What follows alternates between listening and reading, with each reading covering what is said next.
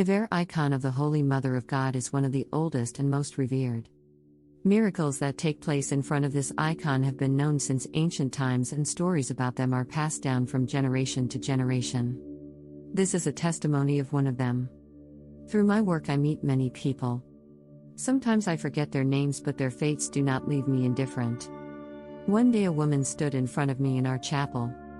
At first glance, she was ordinary and completely unremarkable. Her eyes were full of tears. "What is it?"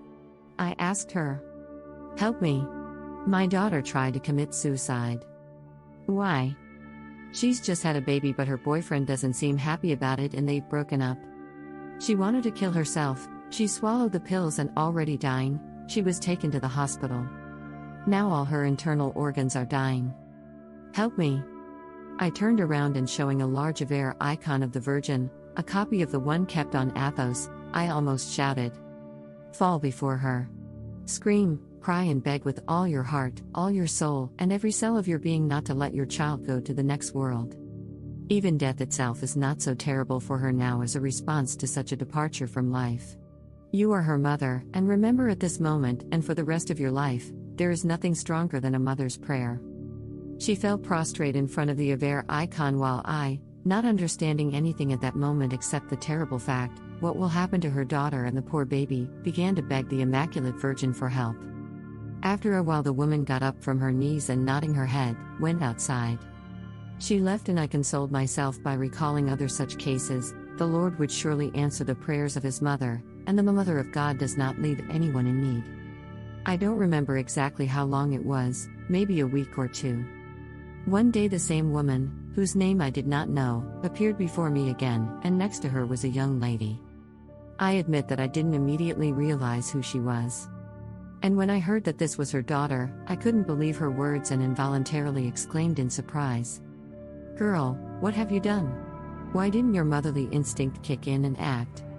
At that moment, I forgot that I myself had gone through the same pain of betrayal in my youth and attempted suicide, despite having a young son. She gave a confused smile and asked what she should do to fix the situation and return home to her baby. At that time she was already on hemodialysis. And this is a pretty scary thing, when your kidneys fail and you're dependent on a machine for the rest of your life. Especially if you live in a remote village far from medical centers. I answered, "Repent, repent, and repent again. Pray fervently, pray for the healing of your soul and body for the sake of the baby, your motherhood and your own life. Take communion in order to receive God's help and keep it for the rest of your life in the memory of the one who saved and pardoned you. And never, under any circumstances, forget this, and never betray him." Every day she came to the chapel, worshipping all the icons, crying and praying for forgiveness. Without a doubt, the young woman realized what she had done, tears streaming down her face.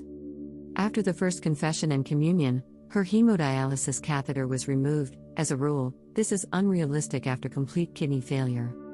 When she confessed her sins and received communion for the second time, the same evening her temperature returned to normal and she was allowed to go home. The happy young woman returned to the dearest person in her life, her baby, who had no idea what an accident almost killed her mother and almost threw her into the most terrible places of hell.